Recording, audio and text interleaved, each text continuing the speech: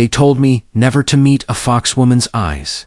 But she keeps staring silent, like she's already claimed me. If you want more stories of humans defying the impossible and finding love where no one else dares, don't forget to subscribe. Snow fell heavy on the frontier world. Muffling sound, swallowing footprints. The settlement was a clutch of crooked cabins and sputtering lamps. Human warmth, fighting against the wild silence of the forest. Ryland had come here for solitude, for work, for peace. Instead, he'd found whispers, rumors that crawled like frost under the door. Never make eye contact with a vulture. That was the law. The only law anyone here seemed to care about. Keep your head down. Walk quick. Never meet their gaze. Those who did well. No one said exactly what happened. They just lowered their voices and shook their heads. He thought it was superstition until the first time he saw her. She stood in the treeline, pale snow, clinging to fur ears, golden eyes cutting through the dusk. She didn't move, didn't speak, just stared at him with a silence so sharp it pinned him in place. Ryland's breath clouded in the cold. He forced himself to look away, boots crunching hard against ice as he marched on. But even as he turned his head down, even as the cabins came back into view, he swore he could still feel her eyes burning into his back. And from that night on, the foxwoman never stopped watching. The settlement liked to say they were a hardy people, but Ryland quickly learned what that meant. They were terrified. Men and women who could swing axes all day and haul until their hands split still kept their eyes on the ground. When crossing the woods, mothers tugged their children close. If the trees rustled wrong, at night, no one walked past the lamplight without a group. He'd come here from a factory city, where smoke stung your lungs, and neighbors never spoke your name. The wilderness was supposed to be different. Harsh, yes, but honest. Work hard. Live quietly. The forest didn't care who you were, so long as you didn't provoke what lived inside it. And yet, one pair of eyes seemed to care very much about him. The first few nights, Ryland convinced himself it was nerves. The feeling of being watched was an old city habit. You expected danger around every corner, whether it was gangs or foremen with quotas you couldn't meet. Fear in the snow, with only creaking timbers and howling wind. That habit clung tighter than ever. But the third night, he made the mistake of glancing up from his woodpile. There she was again, not far. 20 paces, maybe, standing between two snow-furred pines. The foxers caught moonlight, silver tips sharp as blades. Her golden eyes burned against the pale drift behind her. Ryland froze, with the axe still raised over the block. His breath came in a hard white plume. He thought of the warnings of every muttered voice in the tavern. Don't meet their eyes. Never. Don't tempt it. And yet, even as his arms shook, he couldn't bring himself to drop his gaze immediately. For 3 slow heartbeats, he stared back, not out of defiance, but because there was something in her stillness that pulled him in. A gravity that had nothing to do with teeth or claws. The axe fell with a thud into the block. He tore his eyes away and muttered, "Fine, you win." When he looked again, she was gone. The pattern continued. Every evening, when he returned from hauling water or cutting timber, she appeared. Never closer than a treeline. Never farther than a stone's throw. Always still. Always silent. Always staring. He tried ignoring her. He tried humming loud as he worked. Tried whistling off key just to drown out the pounding of his chest. He tried muttering under his breath about chores and broken tools. But her presence pressed against him like weight. He could feel her eyes on his shoulders, on his hands, on his back when he bent to split logs. One evening, he snapped. "Do you enjoy this?" He barked into the trees, slamming a half-split log onto the pile. "Do you just stand there all night, staring at people until they lose their minds? Is that your game?" Silence. Not even a tail flick. Ryland wiped the sweat from his brow and gritted his teeth. "I don't even know your damn name," he muttered, lower now. "And I'm talking to you like a fool." The only answer was a single tilt of her head, slow and sharp. He felt colder than the snow itself. Villagers began to notice when Ryland walked into the tavern to trade. Conversations faltered. People's eyes slid past him, their mouths tight. One man leaned close enough to whisper, She's watching you, isn't she? Ryland didn't answer. He didn't have to. The look on his face said enough. The man swallowed. Careful, boy. If she's chosen you, nothing good comes of it. My uncle. He stopped himself. Best to keep your head down. Pretend you never saw her. That night, she was waiting at the porch. Ryland stopped dead in the snow, pulse spiking. She was closer now. Close enough that he could see her breath in the cold. She stood on the path leading to his door, golden eyes fixed on him. She wasn't moving to enter, wasn't blocking his way. Just there, he forced himself to step forward, one crunching boot at a time. You can't just wait at my door like this, he said, voice rough. It's not normal. She tilted her head again, fox ears twitching, tails swinging faintly in the dim lantern light. Ryland pushed past her with his heart hammering, fumbling the latch and slamming the door shut behind him. He leaned against it, exhaling hard. He told himself not to look through the window, told himself it didn't matter. But when he finally cracked the curtain with 2 fingers, she was still there, standing, staring. Days blurred into one another. She followed him at a distance while he carried water. She lingered on the edge of hunts, never interfering, but always in sight. Sometimes he caught her shadows slipping between trees when he least expected it. At night, when the fire burned low and sleep pressed heavy against him, he would find himself whispering, still there. And sometimes, though he could never prove it, he swore he heard the crunch of snow outside. It wasn't fear anymore. Not really. It was something stranger, heavier, a weight of expectation, pressing down with every glance, every silent meeting of eyes before he tore his away. He lay awake one night, staring at the beams above his bed, and muttered to the empty room, "What happens if I look back and I don't stop?" The forest didn't answer, but he felt her gaze. Even then, Ryland decided he needed a strategy. If he couldn't stop her from watching, he'd stop himself from seeing her. Simple enough, in theory. The next morning, he pulled his hat down low enough that the brim shadowed half his face. When he chopped wood, he kept his eyes glued to the block. When he carried water, he stared at the ice crust on the ground until his vision blurred. Even walking back from the tavern, he kept his head bowed like some penitent monk, counting steps, refusing to look up. Of course, it didn't work. Halfway down the path, his boot caught on a root he hadn't seen. He pitched forward, slashing half a bucket of icy water down his own front. His curse echoed sharp across the trees when he staggered back to his feet, sputtering. He made the mistake of glancing up, and there she was, perched on a snow-laden rock, a few yards away. Knees tucked, arms folded loosely around them. Golden eyes wide, unblinking, tail wrapped around like a question mark. Ryland blew out a shuddering breath and barked, "You're enjoying this, aren't you?" The only answer was a slow blink. The next day, he tied a strip of cloth around his head, like a blindfold. Not a full one, just angled enough to keep his eyes down. He told himself it was clever, practical. It lasted all of 10 minutes before he walked into a low branch and nearly concussed himself. "Brilliant," he muttered, clutching his forehead. He yanked the cloth free and tossed it into the snow. From the treine came the faintest flick of an ear. He could almost imagine she was laughing at him, silently cry, amused. Ryland pointed an accusing finger into the woods. "Don't you dare." No movement, just the endless stare. By the end of the week, he was running out of ideas. He took to muttering constantly, filling the silence with words so he didn't feel crushed beneath it. "You know, people here say you'll eat me alive if I look too long." Not exactly encouraging for conversation. Or, "You could at least nod. Blink twice if you're friendly. Once. If you're not." Her tail twitched. "Fantastic.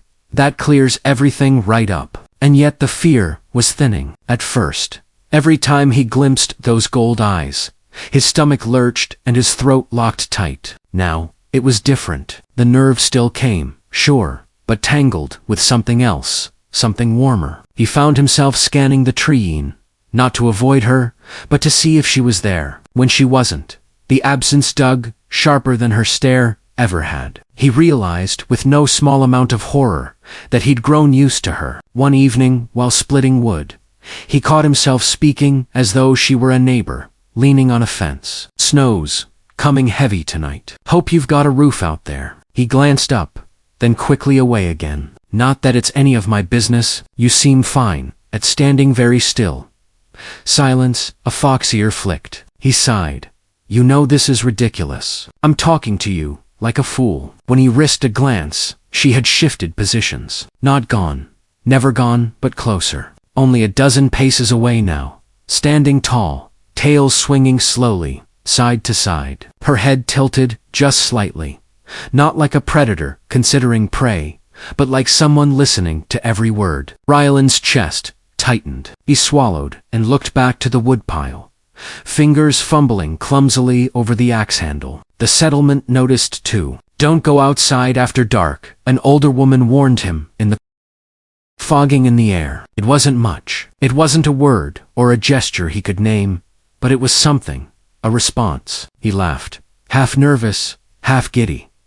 Great, now I'm losing my mind. Talking to you, like we're neighbors, and you wag your tail like you understood. The golden eyes didn't move, but her ears twitched once, sharp as punctuation. Ryland went back inside, shut the door, leaned against it, and muttered to himself, this is getting dangerous.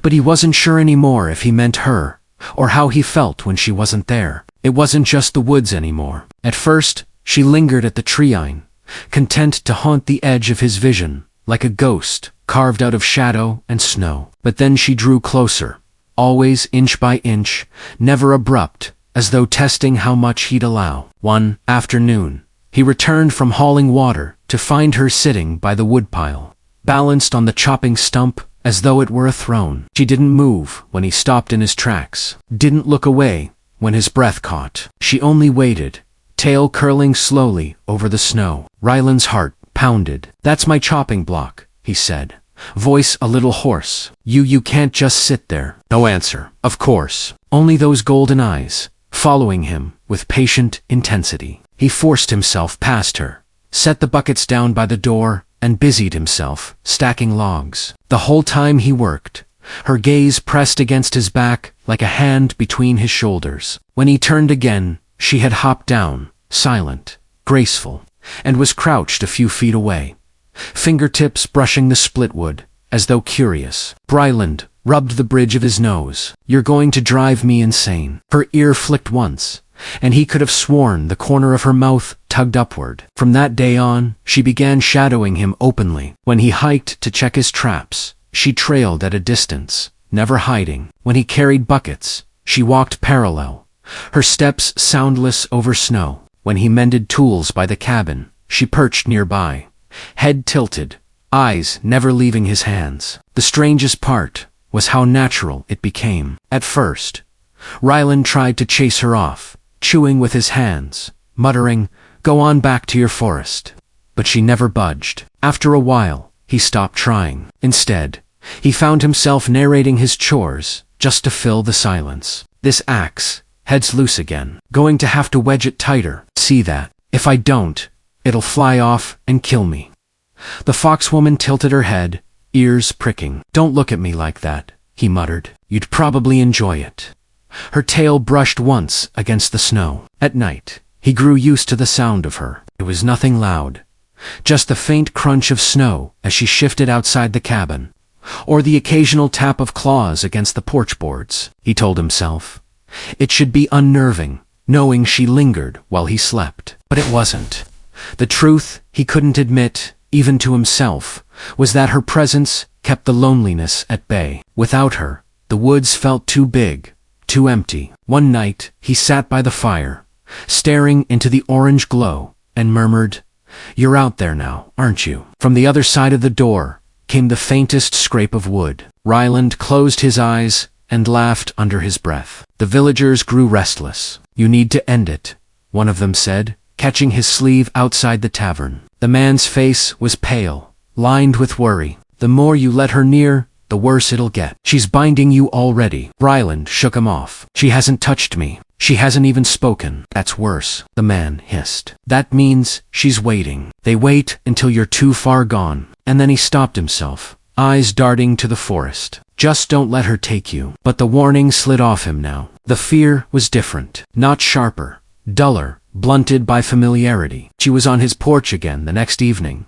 not standing in the snow this time, but crouched by the door, her arms resting loosely over her knees. Her ears twitched when he arrived, but otherwise she didn't stir. Ryland stopped a few paces away, snow crunching beneath his boots. For a long moment, they just stared at each other. "You know," he said finally, "most neighbors knock before they visit." The only reply was her steady gaze. He sighed, rubbed the back of his neck, then brushed past her to the door. Inside, he built the fire higher, trying to ignore the warmth building in his chest. But when he peeked through the curtain later, she hadn't left. She sat right where she'd been, eyes lifted toward his window, not threatening, not impatient, just waiting. The strangest thing of all was how her silence became a conversation of its own. The angle of her head when he spoke, the flick of her ears when he cursed, the twitch of her tail when he tried a poor joke at his own expense. None of it was speech,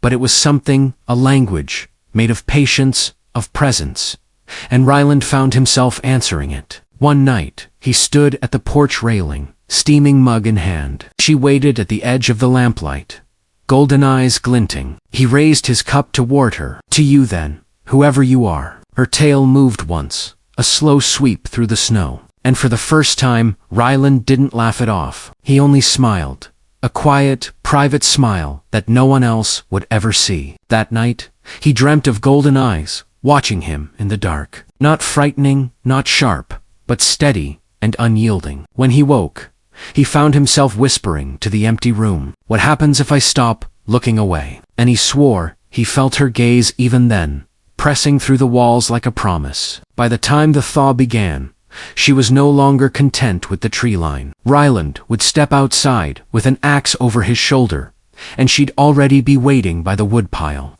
perched casually on the stump as though it belonged to her. He would mutter, shake his head, circle wide, but she never budged, only slid aside at the last second, silent as falling snow, to give him room to swing. The rhythm became almost domestic. He would split logs, stack them. She would crouch nearby, eyes locked, tail sweeping faint lines in the frost. And when he finally muttered, "All done," she would tilt her head faintly, rise to her feet, and vanish back into the trees. Except she didn't vanish anymore. Not really. She stayed longer each time, sometimes following him on short hunts, moving parallel through the brush like a second shadow, sometimes crouching near his porch in the evenings, chin propped on folded arms, eyes glinting in the lamplight as he cooked his dinner alone. It reached the point where he couldn't remember the last time he hadn't felt her eyes on him. He tried pretending it didn't matter, told himself he was just enduring it. But small betrayals of truth slipped in. When she wasn't there,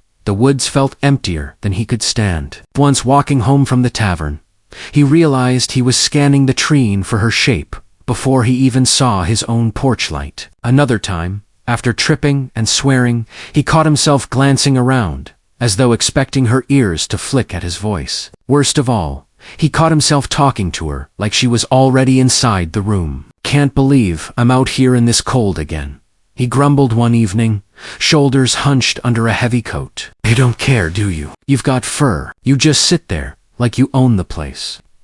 She tilted her head, her tail brushed lightly against the snow. Ryland groaned. That's not an answer. The villagers began avoiding him entirely. A man marked by a vulpine was no good for business, no good for company. One woman muttered a prayer under her breath as he passed. A child pointed from a doorway, whispering, "That's the one she stares at." Ryland stopped going to the tavern after that, stopped pretending he belonged among the rest of them, because the truth was, he didn't anymore. His nights weren't spent at crowded tables. They were spent with firelight flickering against the window, his silhouette on one side of the glass, her golden eyes on the other. And it didn't frighten him the way it once had. It felt inevitable. One evening, exhaustion caught him. He slumped against the porch post with his teeth steaming faintly in the cold. She was there, of course, crouched a few yards away, her gaze steady. Ryland rubbed his face with one hand. "I can't keep doing this," he muttered. "You just watch. All day. All night. You don't say anything. You don't." He cut himself off with a laugh, thin and tired. Of course you don't say anything. Maybe that's the worst part. He lowered the cup, staring into the rising steam. I don't know what you want, but I think you're waiting for me to give in. Silence. Then her head tilted again. The barest fraction, something inside him gave way. From that night on, he stopped avoiding her. He didn't look away quite so quickly when their eyes met. He didn't mutter excuses when she perched closer to his work. When she brushed a claw lightly across a log, he just split, testing the grain. He didn't flinch. He only raised a brow and muttered, "Yeah, not bad." It was madness. He knew it. The rules had been drilled into him from the day he arrived. But the rules had left out something important. How it felt to be seen. Because that was what she was doing. Not watching, not stalking. Seeing. Every motion, every fumble, every stubborn word out of his mouth. She saw it all, and never once looked away. And now, either did he, not as quickly, not as often. The breaking point came under a silver sky, the snow glowing faint with starlight. Ryland was hauling the last of the logs when he stopped in the middle of the yard, breath rising in slow clouds. She stood in the open, close enough that he could see the faint shimmer of frost along her fur. Her tail swayed low, steady. They watched each other. His chest rose and fell, heart hammering. "What happens?" he whispered to the night. "If I stop looking away?" Across the snow. He didn't look away. Not this time. His pulse thundered in his ears. His mouth was dry. Everything the villagers had whispered, everything he had told himself, screamed that this was suicide. That Vulpins didn't tolerate defiance. That their gaze was a warning. Break it or be broken. And yet, he couldn't. He wouldn't. Not anymore. The world around them seemed to fall away. The sighing of the trees, the creak of the cabin beams, in the cold, even the slow hiss of his own breath. All of it faded under the weight of silence stretching between them. She moved first one step. Ryland's shoulders stiffened, every nerve sparking. His eyes darted over her posture, hunting for any sign of hostility. Claws flexing, fangs bared a low crouch before a strike. Nothing. She was calm, measured, her movements almost deliberate. Another step. His throat worked. "You planning to finish me off then?" he asked, voice low, strained. Her ears twitched. No answer. Step after step, she closed the distance. Her gaze never wavered, golden eyes burning steady against his own. Inch by inch, she drew closer until the space between them was measured in breaths, not yards. Ryland's stomach twisted. He wanted to flinch, to look away, but he clenched his jaw and forced himself still. He had committed. He wouldn't break now. "You're not giving me much choice here," he muttered, trying to fill the crushing silence. His voice cracked, but he pressed on. "If you're going to tear me apart, at least don't keep me waiting." Still, no aggression, no sudden strike. Just her closing the final steps until she stood directly before him. So close, the warmth of her breath fogged against his coat. Ryland's heartbeat stuttered. His chest heaved as the moment stretched taut, unbearable. He searched her face desperately for intent, anger, hunger, violence. He found none, only that piercing, unreadable stare, and then she broke it. The shift was so sudden, it nearly undid him. One moment, her gaze locked his in place. The next, her eyes softened, lowering slightly. She leaned forward slowly, almost cautiously, until her forehead came to rest against his chest. Ryland froze. His breath caught sharp in his lungs. The contact was feather-like, tentative, but real. For the first time since she had appeared in his life, since she had shadowed him from the treine and the porch and the edges of every waking moment. There was something besides silence, something besides staring, a message without words spoken in warmth against his chest. Ryland's hands trembled at his sides. He didn't dare move, afraid any twitch might shatter the fragile spell. "So that's it, huh?" he whispered, voice barely carrying in the cold. "All this time, just waiting for me to stop running." Her ears twitched faintly at the sound of his voice, but she didn't pull away. She pressed her head more firmly against him, the faintest sigh of breath escaping her lips. Ryland's chest rose and fell against her. For the first time since arriving in this frozen land, he held his breath, not out of fear, but out of all. After weeks of silence, of muttered words to a figure who never answered, he finally felt heard. Finally. He wasn't just being watched, he was being understood. The snow whispered softly around them, and for the first time since she had appeared in his life, Ryland didn't want her to leave. Not now, not ever. For a long moment, Ryland didn't move. Her forehead rested against his chest, heat seeping faint through the cold layers of his coat. He could hear his own heartbeat, thundering in his ears, uneven and frantic, as if waiting for her to decide whether it would keep beating at all. Slowly, carefully, he lifted one hand, his breath snagged. If this was a mistake, if the warnings were true, then this was where it would end. His fingers brushed the fur of her temple. She twitched at once, a sharp flick of ears and a sudden tension rippling through her frame. Ryland froze, hand hovering in the cold air, every instinct screaming to pull back. But then she leaned in. Her head shifted fractionally, pressing more firmly into his palm. Her eyes closed halfway, lashes dark against pale skin, and a long, quiet exhale shivered from her lips. Ryland's chest tightened. You're letting me? His thumb brushed gently through strands of her hair, and he felt the faintest tremor travel through her. Not of fear, but something closer to release. For all her weeks of silent staring, of endless watching without word or gesture, this was the first time she'd offered him anything that couldn't be mistaken: permission. He swallowed hard, his voice little more than a rasp. Guess we've both been waiting for this. They stayed like that, the world shrinking to the steady rise and fall of his chest against her forehead, his hands stroking tentatively through her hair. Snow whispered down around them, clinging to shoulders, melting on heat. Each time his fingers moved, her ears twitched, but never to pull away. If anything, she leaned closer, tilting into the touch like it steadied her as much as it steadied him. Ryland's laugh came quiet, disbelieving. I thought you'd kill me for this. Her tail swept once across the snow, slow and sure. We'll take that as a no. Minutes passed in silence, but it was no longer the crushing, suffocating quiet that had haunted him since she first appeared. This was different, gentler, shared. For the first time, he wasn't terrified of what she wanted from him. He was terrified of losing it. Finally, she lifted her head just slightly, golden eyes blinking open to meet his again. The intensity was still there, but something else lived in them now, something less like a predator and more like a promise. Ryland let out a slow breath, hands still resting lightly against her temple. Yeah, I see you. She tilted her head faintly into his palm, and for one fragile second, Ryland swore he felt something pass between them. Something wordless, something older than language. When she stepped back at last, the loss of warmth was immediate. But she didn't vanish into the woods as before. She lingered, just a step away, gaze steady, tail brushing idly through the snow. Ryland's hand hung in the air, trembling faintly. He lowered it at last, flexing his fingers as if to convince himself the contact had been real. All right, he murmured. No more running.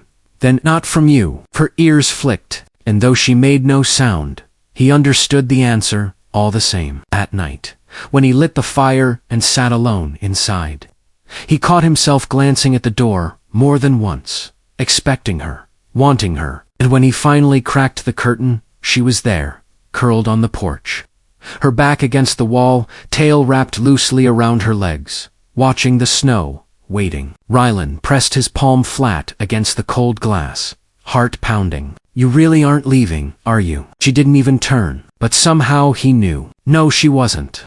The following days blurred into something Ryland could only describe as different. It began with small changes. She no longer lingered strictly at the tree or on the porch. Instead, she stayed closer, following him openly as he moved through his daily routine. When he split wood, she crouched just a few feet away, watching each swing of the axe with an intensity that made him chuckle nervously. When he carried buckets, she padded alongside him, her steps nearly soundless in the snow. And when he sat by the fire at night, she no longer waited outside. She came to the doorway, leaned against the frame, and stared at the flames as if she'd been invited. At first he thought he should protest, tell her to keep her distance, keep things normal, but the words never came. Instead, he found himself adjusting, setting a second log by the fire, as though it were for her, shifting the stew pot slightly closer to the edge of the hearth, so the scent would drift her way. Small things, quiet admissions that he was no longer alone. One morning, while Ryland was tightening the wedge in his axe, she reached for it. He blinked, in surprise, as clawed fingers closed gently around the haft. She pulled it from his grip, lifted it, and turned it over, as though studying the tool. Then, before he could stop her, she set a log upright on the block, and swung. The axe buried itself halfway into the wood, with a dull thunk. Ryland flinched back, hands raised. "All right, easy there. Not bad for a first try, but I need those fingers attached." "Thank you very much." She tilted her head, ears flicking, then tugged the axe free with casual strength. She swung again, crooked, clumsy. The log tipped and rolled into the snow. Ryland snorted, unable to help himself. "Well, guess you're not replacing me just yet." Her tail twitched. If he didn't know better, he would have sworn she was amused. Later, she tried helping with the stew. He left the pot simmering by the fire, while he fetched more wood. When he returned, she was crouched beside it, lifting the ladle with curious precision. "You've got to be." Ryland stopped mid-sentence as she sniffed, dipped the ladle into the stew, and promptly tried to drink it straight from the handle. He groaned, half laughing. "That's not how it give me that." He took the ladle gently from her hands, shook his head, and stirred the pot again. "See, bowl first, then you eat. That way, you don't burn your tongue off." She blinked at him, ears angling back slightly, then let her tail flick against his shin, as if in protest. Ryland froze at the touch. It was nothing, just a brush of fur, light and fleeting, but it made his pulse skip all the same. The rhythm of their lives shifted. He no longer muttered to fill silence. He spoke, because he knew she was listening. When he cursed at a broken tool, her ears twitched in reply. When he joked to himself, her tail sometimes moved in slow acknowledgement. It was worthless, clumsy, but it was communication. One night, sitting by the fire, something else, something that warmed even the coldest mornings. And the strangest part, the villagers' warnings, the rules, the fear, they all seemed smaller now, because, when she leaned against him by the fire, silent and steady, he realized he didn't care what anyone else believed. All that mattered was that she had chosen to stay, and he no longer wanted her to leave. The world outside carried on much the same. Snowfall, chores, the creak of timbers under frost. But for Ryland, everything had shifted. The rule that had haunted him since the day he arrived, never meet their eyes, felt laughable now. He had stared and stared long enough to invite death, only to find something else waiting. Not violence, not doom, but companionship. Sometimes he thought back to the villagers' whispers, the way they had eyed him with pity, muttering about curses and broken men. If any of them saw what he saw now, her sitting by his fire,